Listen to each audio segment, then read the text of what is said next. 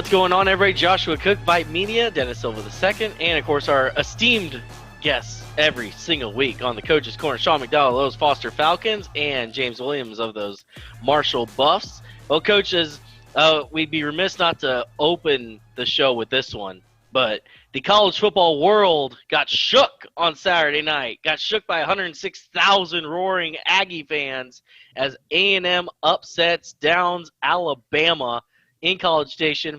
Coach McDowell was the first one on the field. I have the video to prove it. He was running out there, hat backwards, flying onto the field to celebrate with the Aggies.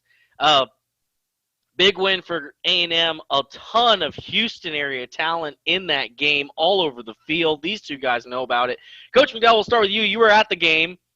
What was the atmosphere like? It looked like on TV that Kyle Field was absolutely rocking on Saturday night. It was absolutely the best environment I have ever been a part of.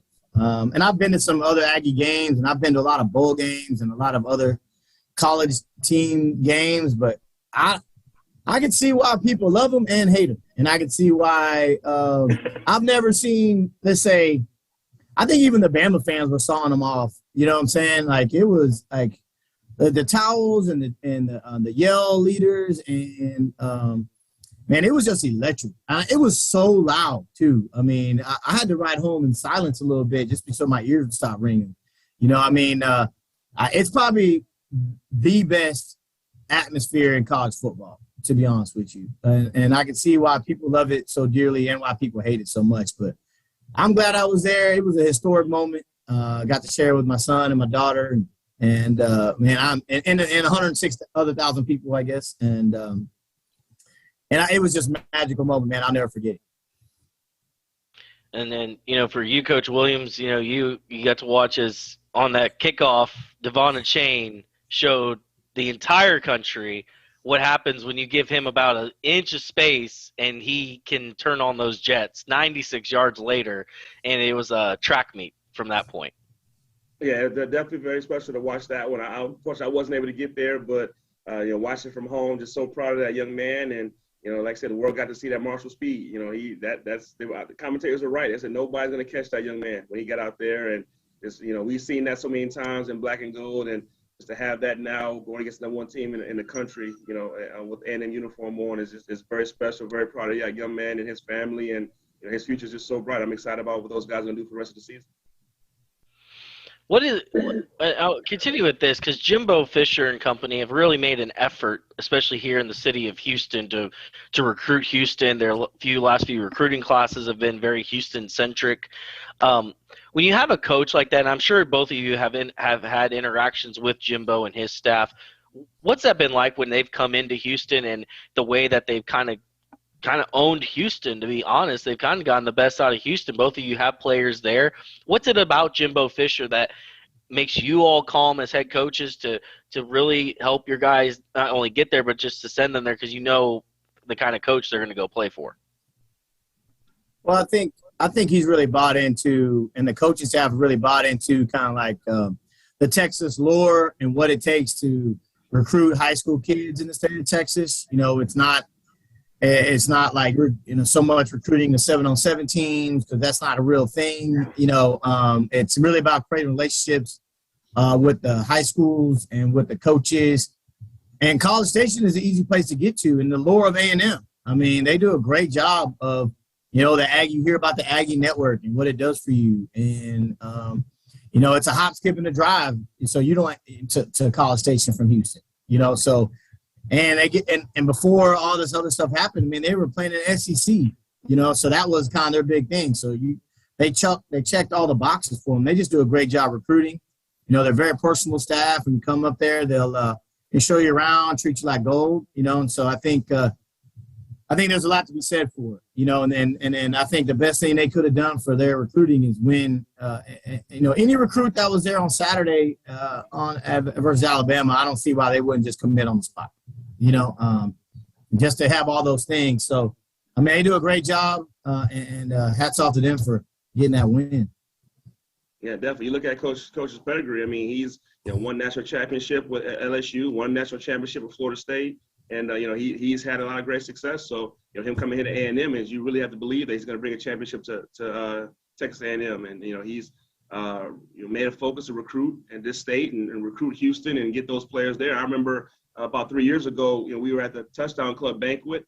And, we got the top offensive players in the Houston area, top defensive players in the Houston area. And it seemed like every other kid was committing to A&M, and that just showed the commitment he has for this area. And those guys are playing on this past Saturday and making great plays. And it's proud to see. There's special players and special, programs in the state of Texas. You don't need to recruit that much out of the state. If you can just capture the state and, kind of old Mac Brown's formula when Texas was rolling. He owned the state. And so, Jimbo Fisher's made that commitment, and you can see in the results. I know going through it with Deuce. Deuce Fatheree was an amazing process, and they were very honest with them. They really treated the family like gold. I think that he could see his life not only at A&M but beyond A&M and what A&M does for him. I'm not a recruiter for A&M, so I'm not going to go deep into it, right? But there's something to be said for what they're able to offer, not only while he's in school but out of school as well. Yeah, absolutely. And when they were recruiting Devon Achane, it came down to A&M and LSU, and the way they, as a family, grabbed that young man and got with his family and just really convinced him that this is the place that he wants to go. This is the family atmosphere he wants, and he made that decision to stay in state and go to A&M, and obviously it was a great decision that he made, and he's around some just his own backfield. The other two guys he plays with, Spiller and Smith, run from Dulles and from Klein College. They're Houston area guys, and they have a great backfield, a lot of talent right there that they can spread the ball around and do some good things with. And, those guys help recruit them to A&M. Those guys want the best players, and those guys, they're not afraid to have competition. They're afraid to have good guys there because the better guys you have, the better competition on a daily basis you have for a program, the more your program is going to rise and the more opportunity you'll have at success. And so those guys did a good job recruiting them as well. So, I commend them what their attitudes about that. Coach McDowell, I just want to talk to you about Deuce and just he's been thrown into that starting offensive line spot at right tackle. It's kind of thrown in the fire a little bit. They played impressively Saturday, working their way and getting better each week. What's it like kind of obviously his dad's on staff and you're around his dad a lot. What's that been like as far as seeing another parent kind of go through what their kid's going through as he's like getting his feet wet and under that situation? And how is that for you as a coach to balance between like you were his coach, now you're a fan, but you're still having this attachment? What's that dynamic like, and how has that been? It's the best feeling in the world. I've known Deuce since he was like sixth grade. So I knew him 9 years ago when I first got to Foster. So to watch him grow, I've known his mom and dad longer than that. And so it's been really awesome to watch it, how the transition from, hey, he was a big-time basketball player, football was always there, to it became, hey, he's a freshman now. Parents would be like, what's wrong with this big old kid on the sideline? Why he's not playing? I said, oh, that kid, that's Deuce Fatheree. He's in seventh grade. Because he was our ball boy at Foster for years before he could actually become a player. And then when he became a freshman, just, talking to his dad about like, hey, I'm just let you know this is going to be a pretty easy recruiting trip. I think his future's in football. And I know he loved the basketball because he's so athletic and he can throw the discus and stuff too. It's like, I'm telling you, I've been here before. He's a first day pick, NFL. And you start, brush it off and stuff. And then when it got really serious in the recruiting, I told his mom and dad, when he was like a sophomore, I said, you're about to meet the best coaches in the nation. And, it's like you're going to meet them all, and you're going to have some really fun, and you need to soak this up. And I feel like Nostradamus, man, I am, like, on it with him. It's not real hard, obviously. Yeah. And I'm saying you're going to meet Nick Saban. You're going to meet Ed Orgeron. You're going to meet Jimbo. You're going to meet Ryan Day. You're going to meet everybody. You name that coach, it's coming. Tom Herman, you're going to meet – because at the time. It's like you're going to meet everybody. And we create some really good relationships. But at the end of the day, I'm a fan of Deuce Fatheree. Right. So wherever he would have went, that's where I would have been a fan of, because you're only in our position. I know Coach Williams would say the same thing too. Is like, I cheer for coaches that I like, that I know, and I cheer for kids that I coached, right, or coached against. But it's been a really awesome process. And then to watch him go from, he played like 57, 58 games for us in high school. Yeah. He started almost every game from the time he walked on campus as a freshman until the end. And we were fortunate enough to play a lot of football games when he was here. Because, you're going to play 64. So he played like 57, 58. So that's pretty good. Yeah. And then to watch the process that has happened at A&M. Did they tell him the truth? Does he have a chance to get on campus and do his thing? And, you worry about him because he is, this is probably the first time he's been by himself without mom and daddy there. They're only an hour and a half away, but it's not like they got to get on a plane to go see him, and how he's going to adjust to college life. And it's been really awesome to watch him grow and then really become like a dominant football player very quickly. I mean, to watch him not really play a whole lot the first couple games, injuries and stuff go through it, and then to watch him play Saturday in person and dominate the right side of that line and allow no sacks. And I really didn't see a whole bunch of stuff I could critique. Obviously, I'm just looking at it. Yeah. Phil might say something different. But as an 18-year-old, he's not even 19 yet, an 18-year-old freshman, to go in there, I mean, I couldn't be prouder, man. I really couldn't be prouder. It's the same feeling you get when you watch your own kids go out there and perform, to be honest with you. And that's what it feels like. And then to be able to get on that field, I looked at my son Bubba and I was like, "You want to rush this field?" And he was like, "Let's roll." And so, us and 60 other thousand people, and we waded through the crowd to try to find a 6'8", 325-pound man in there. And then Bubba spots him, and then we beeline through the crowd to get to the tunnel, and we finally get a picture with him, man. I couldn't be prouder of him and so excited that I was a really, really small part of his life that he's going to be able to do. So happy for his parents and everything. It's pretty awesome. That's awesome. That's incredible. Coach Williams, I know one of the things Seth Small, the kicker who's from Katy, said in his postgame is that during the week of practice, he does the kicks for the return. And he told Achane, like, they were playing soft. Like, if he wanted to bust one loose, he had the opportunity. Like, he knew that just from what they were dummying in practice and stuff. And, of course, lo and behold, Achane breaks one loose. How did you know when you were coaching Achane how the defense was set up or coverage was set up where you knew that you were confident, yeah, he's going to be able to get one? Like, did you know, like, during the week before when he would have a chance during the game to break one like that? Sure. With a young man, truthfully, with a young man with that ability, anytime he touches the ball, he has the opportunity to go. And so, as a coach, your job is to get him in position where he can be successful. Get him in position where maybe the ball's in space or, where he can, maybe certain plays or versus matched up against defenders that he have an advantage over. And so, yeah, you definitely go into a situation with a young man like that with a Achane on your call sheet, have his own category. This is giving ball specific plays because with the ball in his hand, special things can happen. So, and, we talk about kickoff returns, we played, I can talk about Manville High School. We played, I think it was in 18, I want to say, maybe 19. We played there at Freedom Field, and he scored 7 touchdowns that game. He had 2 kickoff returns for a touchdown and 5 other touchdowns. Our quarterback was injured that game, and we had to put him at quarterback. That's the type of young man he was, and he's wanted to help the team any way he could. And that game, they kicked him to him one time on kickoff return. He ran for a touchdown, and they accidentally kicked it to him again. And he took the next one for a touchdown. And just with that young man, just give him opportunity, and he can make great things happen. His teammates loved him. They rooted for him. They wanted him to have success and team overall. And so he was very humble about it. He didn't want the spotlight on him. I mean, he had a game like that, and he didn't want to do interviews afterwards. He's just a shy guy in that fact, and didn't want to take the spotlight. You watched the highlights and then the interview he did after that, all of his teammates were behind him because he wanted them to share the spotlight with him. So, as a coach, you find a young man like that, you find a way to give him the ball. You find a way to make him, put him in a position where he's going to have the most success he can week in and week out. And that opportunity came in kickoff return. And if it's there, he absolutely was going to take advantage of it. And, and once he gets that little scene, he's going to go. I know Coach MdDowell was saying how, jokingly, he played a small fraction in Deuce's development where he is now. But I think the reality is the high school coaches play a huge role for these kids. And when you you listen to pro players today, they talk about their high school coaches, the influences they had. They don't really go to the college coaches necessarily. They go to the high school coaches just during that year. Just so special. It's a time of their life where there's so much maturity and growth done.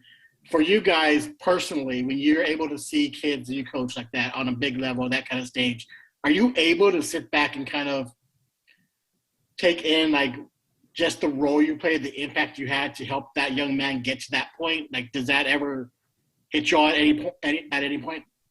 No, I can say for myself, I really don't look at it that way. I'm here to help and hopefully be able to bless all these young men. And so, the thing about the high school coaches, just like Sean said earlier, we get to know these guys when they're in 7th grade, when they're 12 years old and see them go all the way through college. And so you build the relationship with the young man, but also the family.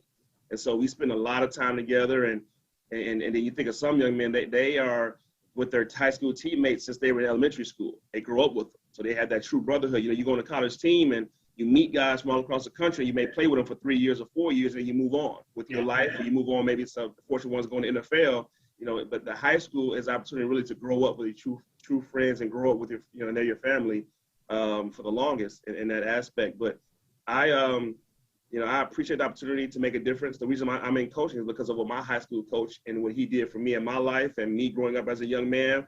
But I don't ever look at it as like, hey, I really did have a good role in helping that young man, because I don't want to think about it that way. I don't want to have any kind of, attention in that area. I just want him and his family to enjoy what they're doing, enjoy his growth and development, and enjoy his future. I appreciate the opportunity because I was blessed to be able to coach a young man like that. I'm blessed to coach a lot of good young men. Not everybody's going to be a Devon Achane. There's going to be a lot of great young men who will never get the opportunity to play college, but, unfortunately I was able to coach them and hopefully make an impact in their lives, the same as I was able to do with some other young man. But I really don't like to talk about or think about what I've done for them. I just like to celebrate them and what they've accomplished. And I was fortunate to watch them grow up and see what they are now. That's what I enjoy the most, is seeing them and then long years later, they come back with a child, or they come back married, or we're invited to their wedding. Well, things like that is what I look forward to the most, as opposed to actually thinking about what I did for them, because I don't want to take or think anything like that. I just want to applaud them and celebrate them.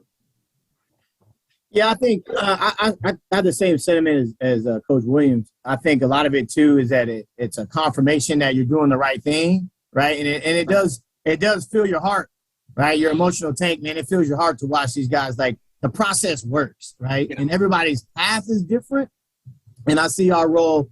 Like, I feel like it's my job to help people achieve their dreams, whatever that may look like, right? And so, some people's paths are different than others, and some people's path is a lot easier than others. Like, for instance, Deuce, I could have called that in 7th grade. It don't take all day to recognize sunshine. You know what I'm saying? And so, like, you take pride in it, and I think it's my job, and you try to make sure that you do right by all of them if you can, but I'd be remiss to say that, I didn't swell up with pride and joy and love for all the time and the things that we did to get this kid where it's at, because, it's bigger than football. We truly do change lives. And I think people forget that sometimes, because it's all about recruiting and it's all about this, but we are literally shaping them from 15 to 19 or so, what they might be able to come. We are just a tool and in the microcosm of it all. Like, we're a part of the extension of the family, extension of everything. Like, we're literally part of the village that gets these guys to where they need to be. And so I'm just really, really fired up and excited every day to come to work to be a part of that process. Nice. So we're entering week 8 of the season. And I want to just get you guys' thoughts on where your teams are respectively, and what you feel like you are looking forward to go ahead, and just how you think things are going just in general for Coach, for your Falcons, and Coach Williams for your Buffs. All right. Well, I mean, a little different than like I said, man, it's a process, and we're in a different one right now. We're up and down. We're up and down. We're very, very, we can say we're a young team. We can say we do all that. I mean, but at this point, we're going into week 8. We ain't young no more. We got to grow our tail up. I mean, Hightower, we're sitting at 4-3. We got 2 losses in the district play right now. The truth and reality of it is that we have to win 2 out of the next 3, including, and one of those wins has to be Kemner. So we're in charge of our own destiny. And there is light at the end of the tunnel. I just hope it's not a train. Right? You know what I'm saying? Like, and it could very well be. We got a great group of kids that are working their tails off. We got to take what we do in the practice field to the game field, and we got to bring it. District 10 5A is tough. I mean, we're top loaded, and we always thought there was 3 or 4 teams vying for the last 2 spots. So it's going to be a very good football team. That's just not going to be going to the playoffs, and we don't want it to be us. We've been in the playoffs every year since 2011. Every year that I've been here, we're down a little bit, but we're not out, right? And we're in control of our own destiny. So we just got to continue to kill the inconsistencies. We got to kill the big plays on defense. Special teams probably the most productive part of it all. But our resolve is not dead. We're still trying to get out there with a lot of effort and energy. I like what I'm seeing. We came to work Monday ready to roll. But we're going to find out, what pressure does. It's either going to bust our pipes or it's going to build some diamonds. So we're in that crunch time. So not happy at all. I thought we'd be a little bit better place than where we were. We dropped a couple that I thought we had a chance. We just got to go back to work and keep rolling. So got to win 2 out of the next 3. As far as us, we're each week trying to continue to get better. We're fortunate right now. We're in a little different situation. We're 7-0 right now. We have a game, our homecoming game this week, and then we have a bye week. So, we just got more opportunities to continue to get better. We put so much focus and emphasis on practice. We have to. Right. The guys have been playing well on Friday nights. We've been having we've been able to get up big early on teams, and so the good and bad of that is, sometimes you have to run the clock. We've having to run the clock in the games, and so we're not playing a lot of plays in the games. And our starters haven't played a full game this entire year. We've run the clock in every single game we played so far. But again, that's a good thing. But but it also puts much more emphasis on practice. We were out here this morning, 8:00. We started with weights and meetings, and they had a good practice after that. And so, we got better today. That's what I have to put the emphasis on. Our kids love to compete. They love to practice. We go, good on good as much as we can in practice to improve and get done the work we need to get done. And then we, handle business on Friday night and continue to move forward. It's a kind of catch-22 because you question, like, okay, how good are we really? Because, the competition, we've gotten up so quick on teams that we really haven't, been able to see a lot, So, we feel we have a really good team. We feel confident about what we're doing.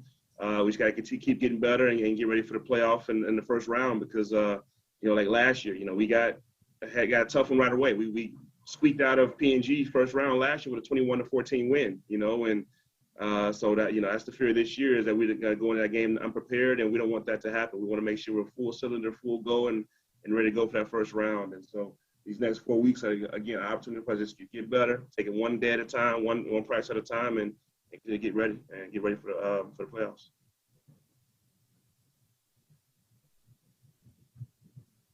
All right. Well, I guess that concludes Dennis Silva's Q&A session for this week. So always great stuff from the coaches, and it's getting down to crunch time now. It's a few weeks left in the regular season. It's dwindling down, and soon it'll be playoffs, and before you know it, we'll be talking about AT&T Stadium and who's making the trip there here in a few months. So now we get to America's favorite part of this show, the pick'em part, and we'll update the standings this week. As it stands, entering this week, Coach Williams going 5-0 last week. 5-0 in his picks. Is that the second straight week he's gone undefeated? I think maybe so.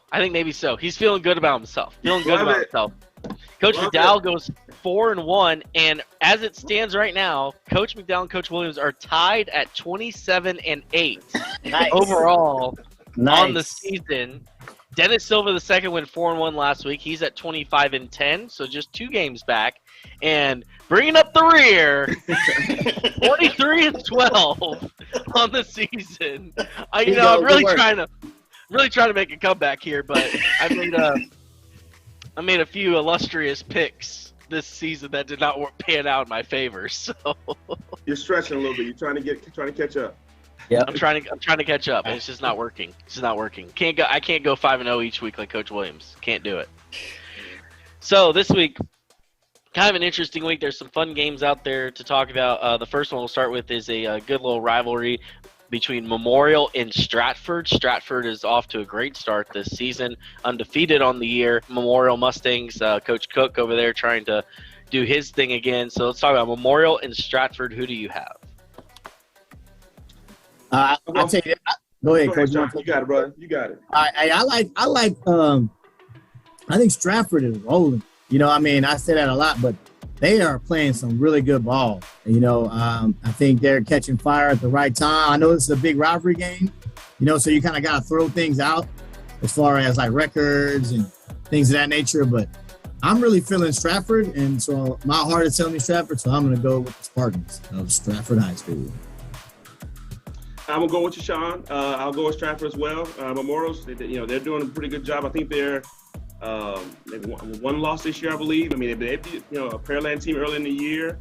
They're kind of on the roll now. They're scoring some pretty good points, playing pretty good defense. I also think they beat Klein early in the year as well. But Stratford's playing, got a lot of momentum. They're going for that district championship. Undefeated right now. I'll definitely take Stratford with this rivalry. I know it's going to be a good game. Memorial's doing a great job, like I said, this year. But Stratford's on the roll and want to finish it undefeated. So we'll go ahead and go with Stratford. Yeah, I'll go with Stratford as well. They're playing pretty impressively, especially on both sides of the ball, offense and defense. They run the ball really well. They have a lot of guys that can give the ball to, and run and do in the run game. Their quarterback's pretty solid as well. Don't have a lot of glaring weaknesses, and I think that's obviously why they've been so successful, but I'm going to go with Stratford. Yeah, I'm going to go with Stratford, too. I think they're finally putting it all together this season in that district. They got a big win against Cy-Fair a few weeks ago. Then they've got New Jersey Villages coming up, which could be the district championship, essentially, for that district. But I think Stratford wins this game. I think Nash Rankin at quarterback is playing really good. Coach's kid, of course, of Todd Rankin. So, I'm going to go with the Stratford Spartans. Plus, they got some cool uniforms. So I'll give them that, too. They look solid this year. They got some cool uniforms. You like that green and yellow, huh? You like that green and yellow? I don't like it when it's the Green Bay Packers playing the Cowboys, though. I'll say that, just for the record. I don't like that green and yellow. Next one is North Shore takes on Summer Creek. North Shore looks like they're starting to pick up some steam. Summer Creek, they suffered their first loss a couple weeks or two at Atascocita last week in overtime. Let's talk about that one. North Shore takes on Summer Creek this week. Wow, what a game! I'm so impressed with Coach Kenny Harrison, and what those guys did last week against Atascocita, taking them to overtime.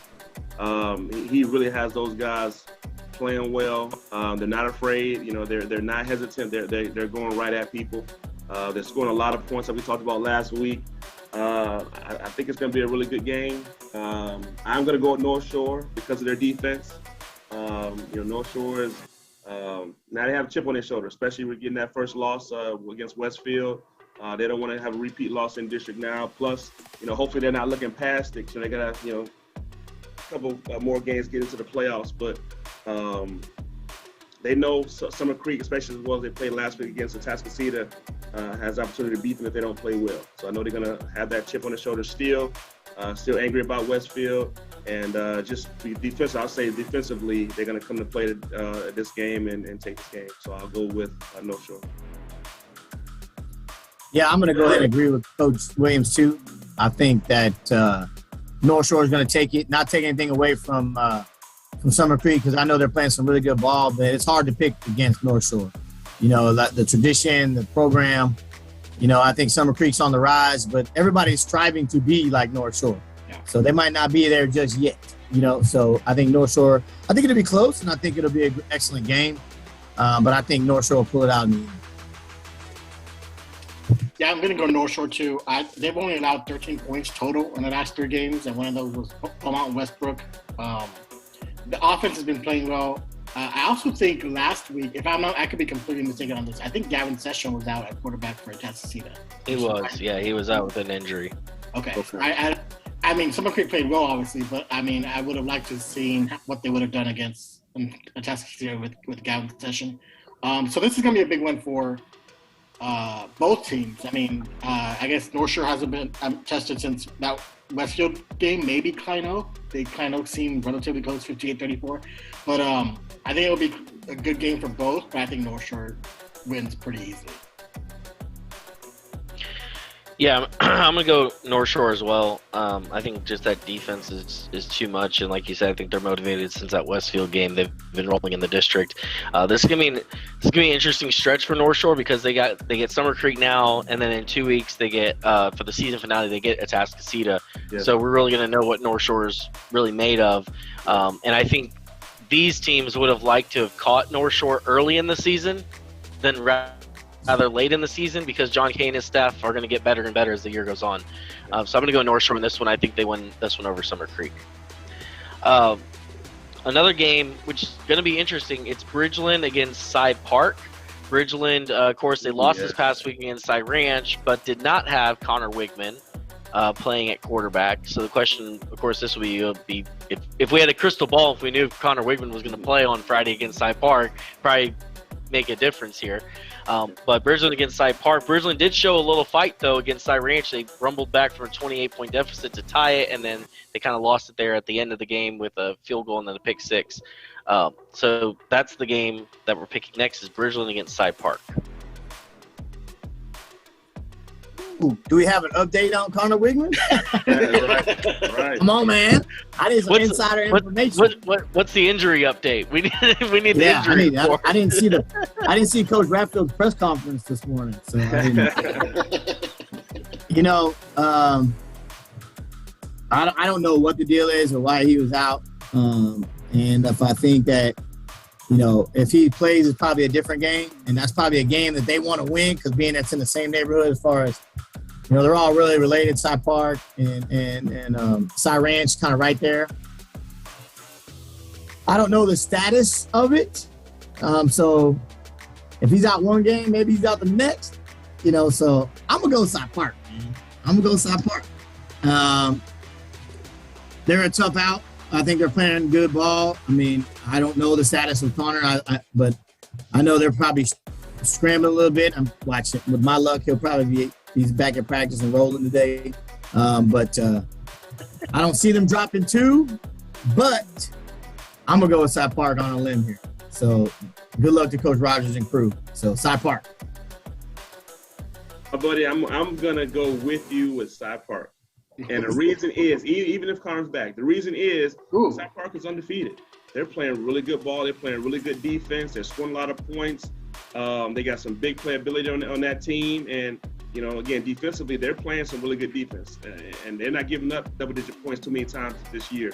I think they gave up 28 earlier on, maybe early in the year against South Fair, somewhere like that. But I'm thinking Cy Park. They have it rolling this year. Like I said, playing good on both sides of the ball. So I think it's going to be a great game, no matter what. But Bridgeland's going to be upset. Bridgeland's going to want to get back on track. They're going to be, ready to get back after that loss. But I think they're going to run into a buzzsaw this week. So I'm going to go with Cy Park as well. I'm going to go with Cy Park too, simply because I think, even with Connor, the more I think about it, they've got Harold Perkins in the backfield. And if you can play keep away, and I think Cy Park can. Yes. Keep it out of the Bridgeland, Connor Wigman's hands. I think Cy Park has a really good chance. They have got solid defense, and if you're using clock and score taking advantage of red zone opportunities and scoring on drives and not allowing Bridgeland to do the same, which I think they can do, I think they're in a good shape. I'm going to go with Cy Park. Maybe a risky pick because Connor is Connor, but I think Cy Park's got this one. Yeah, Cy Park's almost like the sneakiest team in Houston this year because they brought back so many starters and they were so young. I think they brought like 22 of their 24 starters from last season. Harold Perkins being one of them that plays both ways. And I'm going to go Cy Park too. I think I'm with Coach Williams. I think even if Connor was there, I think Cy Park wins this game just because the athleticism that they have in the backfield. We talk a lot about Harold Perkins, but they got another running back. I think Livingston is his last name. He's a heck of a runner. I think he's got over 600 yards rushing this season. I'm going to go Cy Park and watch with Connor Wigman's going to come back and prove us all wrong. We're all going to be over on that pick. We'll be all wrong together. Yeah. That's true. The standings will not change. They'll just be the same, and I'll still be 4 games back. So, Next game is A&M Consolidated takes on Montgomery. Montgomery continues to roll. A&M Consolidated's only loss of the season came to Willis earlier in the season when they went on the road and stunned them in College Station. So that's our next pick. A&M Consolidated, does the Montgomery Bear train keep rolling? And this could be potentially for the district championship, settled here in Week 8. Yeah, I'm with you there because that's definitely both those guys are very real possibilities for playoff teams for us. And so we've been keeping track of that district and paying attention to what's going on over there. And I picked Montgomery last week. I think Montgomery's on a roll and doing really well. A lot of momentum going. I think they may be undefeated still. Montgomery, yes. Yep. Yes, and I know A&M has only lost that one, but playing good football, scoring a lot of points. This is going to be a really good game. I'm going to go with A&M Consolidated with this one. So they're playing a little bit better defense. They got a really good run game. Even though Montgomery, I forgot his name, slipping my name right now, but their running back is playing very well, very athletic. Yes, sir. So I just think A&M's trying to have a little bit too much for them. I think it'll be a good game, but again, we've been following this, so I think A&M will have the edge in this game.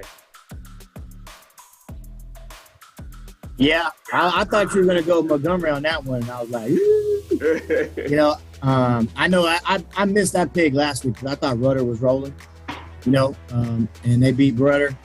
But, man, I don't think they have enough for A&M Consolidated, to be honest with you. I think I'm also going to go with A&M Consolidated on this one. I think they're doing a great job. We've been watching them. We're not going to play them, but we have played them, so we got to keep an eye on them in that district because Fulshire and Lamar, so you keep an eye on that kind of stuff just as the district opponents.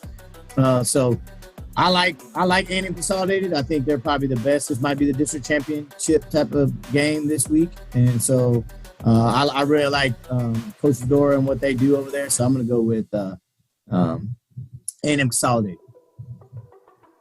I'm going Montgomery simply because last week I kind of posed somewhat of a challenge to Jalen Washington. Like, could he do what he did against Fulshire again?